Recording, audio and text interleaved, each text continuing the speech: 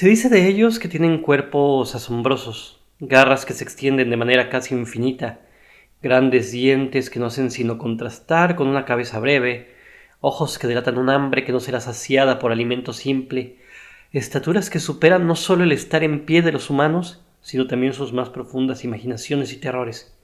Se dice de ellos que pueden aparecer con solo ser nombrados, que su existencia definitiva se realiza en una sola palabra que los transporta de los labios al mundo. Se dice de ellos que no son sino mitos, muchos simples supersticiones en el mejor de los casos, que no son sino el reflejo de los temores, la ignorancia o los males humanos, que sus formas incomprensibles o sus nombres tan cambiantes son no otra cosa que el reflejo de la condición de existir que aqueja a todos los humanos. Se dice de ellos que al mostrarse en el mundo, en realidad ocultan algo, y que aquello que permanece oculto es su razón de ser, enigma que les confiere no solo una misión, sino un destino. Se dice de ellos que son la otredad por excelencia, que decir otro en mayúscula, con cada letra apuntando a sus cuerpos, es siempre ese acto mayúsculo, que su huella es siempre ajena a los humanos, pero es de ellos la posibilidad de reflexionarla, de hacer de ella algo imborrable e imperecedero. Se dice de ellos que no existe cuna que haya podido darles cabida, que su origen está fuera de cualquier naturaleza o imaginería. Se dice de ellos, en fin, que a pesar de las diferencias extremas que reinan entre cada uno de estos seres, comparten todos el nombre exacto, nombre que reúne y oculta todas las formas y las presencias de aquellos a los que designa. Monstruos. I would like to drink to our partnership.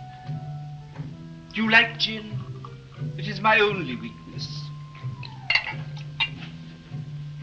To a new world of gods and monsters.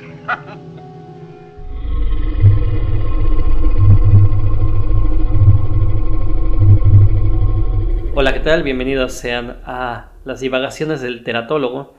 Y en esta ocasión, como ya pudieron detectar por nuestra introducción, quería hablar un poco del origen del nombre del proyecto, ¿no? Cuadernos del Teratólogo.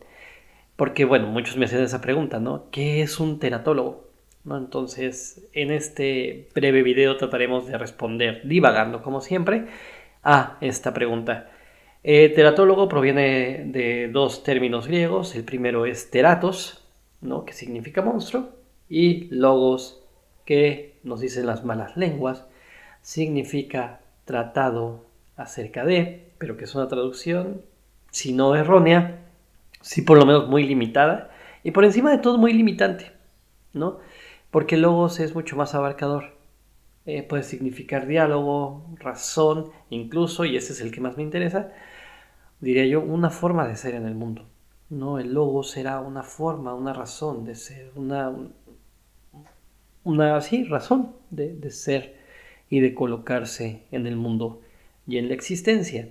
Entonces, por eso me llamó mucho la atención el nombre, ¿no? ¿Qué pasa si hablamos de alguien que trata de dialogar con monstruos?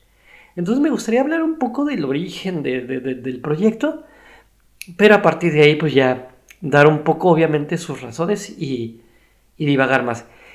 Muchos de los que me conocen lo saben, me encantan los monstruos, ¿no? Siempre he creído que son figuras muy importantes. De hecho, ahí dejo la referencia al fragmento que leí al inicio, ¿no? Con lo que empezó este video. Pero sí creo que los monstruos son algo cuya presencia importa en el mundo. La palabra monstruo, ¿no? Ya si nos podemos, ahora sí que ya si no tomamos la referencia del griego, de teratos, y nos vamos a la palabra monstruo, dice Omar Calabrese que tiene dos orígenes, ¿no? La palabra monstrum, ambos de latín, ¿no? Que significa mostrarse, es decir, que el monstruo por principio es algo que se muestra, pero también Calabrese en este mismo libro que se llama La Era Neobarroca ve un segundo origen para la palabra monstruo, y que es monitum, que significa que hay algo oculto, que hay un principio oculto en la figura monstruosa, ¿no? Entonces, justamente el monstruo sería algo que se muestra y algo que nos deja algo oculto. Y si pensamos en los primeros grandes prototipos de monstruo, eran eso, ¿no? La esfinge, ¿no? Aparecían sus formas tremendas, grandiosas, incomprensibles, y bueno, incomprensibles hasta cierto punto, ¿no? Porque como también decía Borges, ¿no? Que el monstruo clásico no era sino la combinación de dos o más elementos o seres que ya preexistían en la naturaleza, ¿no? Entonces, si pensamos en la esfinge con su cabeza humana, sus alas de águila, sus garras de león, etcétera, es decir, eran seres que ya, el minotauro, ¿no? Con un cuerpo humano pero cabeza de toro, eran una combinación de elementos que ya preexistían en la naturaleza, ¿no? Pero entonces es eso, se mostraban, pero dejaban algo oculto. El mejor ejemplo de esto, sin duda, la esfinge, ¿no? Que presentaba al héroe un enigma, ¿no? Un enigma a ser descubierto a partir de esas formas grandiosas que se presentaban frente a él, ¿no? Esto va a cambiar con la llegada de la modernidad. Los monstruos van a empezar a ser diferentes, ¿no? Con la llegada de la modernidad el monstruo cambia. ¿Y por qué? Porque ahora ya no es, si lo pensamos y estamos diciendo que el monstruo, el monstruo clásico aparecía, ¿no? Y sus formas delataban algo, pero a la vez algo por principio permanecía oculto, ¿no? Venían de lo divino, ¿no? Venían de lo místico, ¿no? De un mundo mágico también, ¿no? En cambio, para con la llegada de la modernidad, lo que va a pasar es que los monstruos se van a transformar. ¿Pero qué pasó ahí? Hubo un cambio, un movimiento en las formas de entender la razón. Entonces, por ejemplo, un texto importantísimo para esto, al menos en el mundo occidental, es de Monstruos y Prodigios, del médico y uno de los primeros cirujanos registrados del mundo, insisto, occidental, Ambroise Paré, va a publicar en algún momento del siglo XVIII, ¿no? Entonces en este libro él empieza a mostrar que lo que él considera que son monstruos, y las razones de ser, ¿no? Entonces, que son loquísimas, ¿no? Esas razones de ser que él atribuye para la existencia del monstruo son completamente locas, que si la posición de la madre al estar sentada, que si el semen no era de buena calidad, bueno, en fin, ¿no? Obviamente demonios, etcétera, ¿no? Porque sigue siendo un hombre religioso. Entonces Pagué, por lo que me interesa mucho hablar de él, es porque se encuentra a medio camino entre el mundo antiguo y el mundo moderno. Pero creo que sin duda la que va a transformar a nivel imaginario nuestra visión de los monstruos es Mary Shelley. La aparición de Frankenstein va a ser fundamental para entender a estos seres, ¿no? Porque ella ve que la monstruosidad proviene de la mano del ser humano. Sigue viendo una especie de vínculo divino, indudablemente, no por nada empieza con un fragmento del famoso poema de Milton, El paraíso perdido, en donde Adán reclama a Dios el que le haya dado vida cuando él no se la pidió, pero sin duda ella está observando que la ciencia moderna, que las formas de conocimiento hacia las cuales nos estamos encaminando van a generar nuestras nuevas formas de modernidad. Y efectivamente así es, y lo estamos viendo. No es casual que muchos, cuando piensen en la novela de Mary Shelley, la piensen como una reflexión para muchísimas cosas, ¿no? La más reciente, la inteligencia artificial, ¿no? ¿Qué pasa cuando creamos un ser, ¿no? Que se libera por completo de nosotros? Que para mí esa es la gran lección de la novela Frankenstein. No tanto si simplemente la criatura cobra vida, sino que además del lado de Frankenstein él está pensando, ¿no? En que ha creado un ser superior en todo al ser humano, ¿no? Pero de repente resulta que y cree que va a ser algo diferente, pero cuando este ser cobra conciencia, pues resulta que tiene los mismos sueños patéticos que el resto de nosotros, ¿no? Que quiere integrarse a una sociedad, que quiere tener una pareja, ¿no? Que quiere ser aceptado, etcétera, etcétera, etcétera, ¿no? Entonces, al final, justamente, esto es lo que convierte al ser monstruoso en una figura ya tan propia de la modernidad. va a haber, por supuesto, mil y un variaciones, ¿no? No es que el monstruo clásico haya desaparecido del todo, ¿no? O sea, de hecho, la literatura gótica es el gran ejemplo. Sigue habiendo fantasmas, sigue habiendo apariciones espectrales, etcétera. En nuestro imaginario sigue habiéndolos, ¿no? En el cine de horror, etcétera. Pero, sin duda, la novela de Mary Shelley transformó en muchos sentidos lo que entendemos por la modernidad. Y más adelante, en el texto que ya había citado de Omar Calabrese, La Era Neobarroca, él va a decir que en la posmodernidad, ¿no? Que muchos creen que sigue siendo el periodo en el que estamos viviendo, lo que va a pasar con los monstruos es que más bien se van a volver inestables. Dice, lo que caracterizaba al monstruo antiguo y al monstruo moderno era la alteridad, ¿no? Su capacidad de ser distintos, de ser otros. Pero lo que caracteriza al monstruo postmoderno, ¿no? Es que es completamente inestable. ¿Por qué? Porque nuestros tiempos lo son, dice él, ¿no? Tenemos la repetición, el loop, parece que eso no importa, pero no tiene nada que ver, pero sí, mucho, ¿no? El loop, ¿no? Tenemos remixes, remakes, narrativas que se repiten una y otra vez, ¿no? Y si todo eso se integra a la configuración del monstruo, entonces el monstruo es inasible, inestable, incluso en su presencia física. Y pone como uno de los grandes ejemplos de este tipo de monstruosidad la cosa de la película de John Carpenter, en la versión de Carpenter. No, eso es muy importante decirlo, ¿no? Porque recordemos que la película de Carpenter es un remake. No, entonces Calabrese dice, pensemos en que no tiene forma. No pensemos en que nunca conocemos en la película cuál es la forma real de esta criatura, ¿no? Que siempre la vemos transformándose. De hecho, muchos creen, ¿no? Que esta primera, cuando encuentran a la criatura congelada, sería la forma real. Mucho lo ponemos en duda, ¿no? Porque es posible que más bien esa forma con la que lo encontraron congelado fuera otra criatura que estaba en el espacio y a la cual la cosa había imitado. Pero entonces, eso, ¿no? Y como leí en el fragmento de inicio, ¿qué pasa con los monstruos? Dicen mucho de nuestra condición de realidad. Dicen mucho acerca de nuestra condición como seres humanos, nuestras reflexiones, pero por encima de todo nuestros temores. No es azaroso que, en ese caso, los monstruos son figuras que nunca nos han abandonado, ¿no? Que están desde el inicio de la historia de la humanidad y que a la fecha seguimos creando monstruos, seguimos pensando en ellos, ¿no?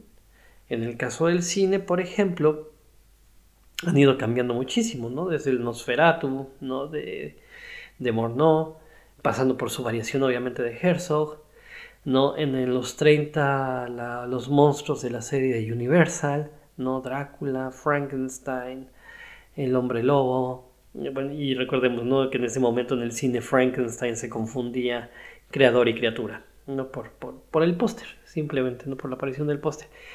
Y que hoy en día nos resultan monstruos por demás ingenuos, ¿no? Muchas veces me ha pasado, ¿no? Que en proyecciones de Frankenstein o de Drácula hay momentos en que la gente se ríe, la famosa escena, ¿no? De cuando la criatura de Frankenstein tira a la niña al río.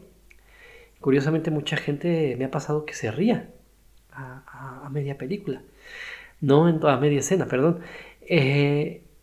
Pero pensemos en que para la época era aterradora. Cuenta la leyenda incluso, ¿no? Que fuera de las salas en donde se proyectaban estas películas solía haber ambulancias, ¿no? Para los desmayados o los que habían terminado con mucho miedo, ¿no?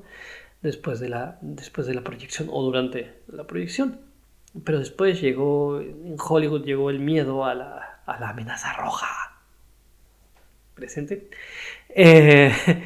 Y pues los monstruos venían de Marte, que es el planeta rojo, ¿no? Siempre hablaban de invasiones, etcétera. Es decir, los monstruos van cambiando de acuerdo a cómo van apareciendo nuestros miedos, ¿no? En México, por ejemplo, el cine de Carlos Enrique Taboada, no es maravilloso, ¿no? Porque toma la tradición terrorífica mexicana, la junta con el mundo moderno, ¿no? Y salen películas maravillosas con monstruos que, si bien también provienen de la literatura, por ejemplo, de Edgar Allan Poe, Un gato negro, El viento, etcétera, aún así cobran unos matices diferentes. En Japón, ¿no? Tenemos el caso de Godzilla, ¿no? O Gojira, ¿no? Que vaya, un pueblo que sufrió 2 ataques nucleares, evidentemente sus monstruos son gigantescos y destrozan a la ciudad, ¿no? Entonces siempre el monstruo va a ser un reflejo de nuestros temores en el momento, ¿no? No es casual que hoy en día, por ejemplo, hay una gran tendencia de cine de horror en Medio Oriente, ¿no? Y las circunstancias que estamos enfrentando, ¿no? Nos hablarían mucho de ello, ¿no? Entonces justo, ¿no? Esto siempre me llamó la atención de la figura monstruosa, por eso siempre ha sido algo que me ha resultado por demás atractivo y me interesaba hablar de ello. Pero entonces el teratólogo lo pensaba no ya como el cazador de monstruos, ¿no? Que a muchos les gusta, ¿no? Hay un imaginario tremendo y que, ojo, es también maravilloso. Hay cazadores de monstruos también extraordinarios, ¿no? Está el más famoso, evidentemente, Van Helsing, ¿no? De Drácula, de Bram Stoker, ¿no? Por este ser que es orientado a la ciencia, pero que no se pierde, que no deja de tener un gradiente místico, un gradiente mítico también, ¿no? Que cree en cosas que sus colegas no creerían, es decir, que está no nada más en medio de 2 mundos, sino de varios. Los alquimistas, ¿no? Que como dice Anditias Matos en un libro de reciente publicación en Brasil, ¿no? No se les puede tomar meramente como los padres o los abuelos más bien los abuelos de la ciencia moderna, sino que son seres mucho más complejos, porque hablan de la diversidad, ¿no? Hablan de una complejidad de la existencia, ¿no? Que no tiene nada más que ver con que hayan sido el antecedente de la química o de la ciencia como lo comprendemos en términos modernos, ¿no? Ellos, recordemos que eran los que buscaban la creación del homúnculo. Estos seres pequeñitos, ¿no? Que eran iguales a los seres humanos, ¿no? Pero que también mantenían ciertas diferencias y que, por ejemplo, Paracelso dijo, entre otros, ¿no? Alquimistas, dijo haber conseguido, ¿no? Pero entonces justo, ¿no? Me interesaba más bien la figura del teratólogo como alguien que dialoga con monstruos, que implica no ya simplemente temer a nuestros monstruos, porque no es que hayamos dejado de temerles, no es que hayamos dejado de tenerles respeto, sino que creo que estamos en una condición tan diferente en que los niveles de violencia, no con nuevos apartheids, genocidios en puerta, precariedad, guerras, desapariciones forzadas, etcétera, ¿no? Estamos frente a una realidad tan tremenda, ¿no? Que creo que en este momento los monstruos, más que a simplemente temerles, nos invitan a dialogar con ellos. Y por eso escogí el nombre, ¿no? El propósito de este canal, el propósito de este proyecto es dialogar con monstruos, con los imaginarios y con los que no lo son, con los monstruos que aparecen a través de nuestras formas de vida, de nuestra política, de nuestras formas de ser en el mundo, ¿no? De lo que hacemos, de nuestras prácticas, de los dispositivos, ¿no? De nuestra relación con la tecnología, de nuestras contradicciones al tener canales como este, al ver canales como este. Me parece que todo ese contexto invita a reflexionar la monstruosidad, pero también de los imaginarios, los que están en el cine, en la literatura. Es decir, ya no quería hacer un canal simplemente de cine como había ocurrido anteriormente, sino que quería hacer un canal y un proyecto en el que se pudiera hablar de todas esas complejidades que hacen del mundo una experiencia monstruosa, pero que nos invita a dialogar con ella. Y pues siendo así, bienvenidos a Cuadernos del Teratólogo. Como ya había dicho en algún momento, estaremos reflexionando acerca de películas, de libros, de temas contemporáneos, habrá entrevistas, en fin, ¿no? Habrá una serie de diálogos que espero sean de su agrado, que inviten a la reflexión, que compartamos. Recuerden que ya se pueden suscribir a Patreon si les interesa mantener este proyecto, que es difícil mantenerlo. Y pues también se aceptan sugerencias para temas, obviamente para los que se suscriban al Patreon, que se pueden suscribir desde $3 mensuales, ¿no? No es necesario más. Habrá eventos, habrá cursos, habrá muchísimas cosas que estarán abiertos evidentemente para todos, es la idea principal, pero que justamente también los que nos apoyen ahí tendrán sus pequeños obsequios. Pues bienvenidos y bienvenidas sean de nuevo y nos vemos la próxima.